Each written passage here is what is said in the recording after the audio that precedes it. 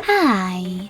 In front of me is Samsung Galaxy Tab Active3 and today I would like to show you how you can connect it to printer.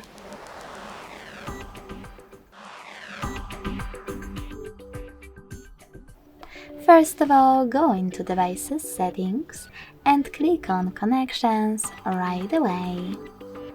Then select More Connection Settings. Tap on Printing and Default Print Service. Now wait. Your device is now searching for a printer. When it finds one, it will connect to it right away.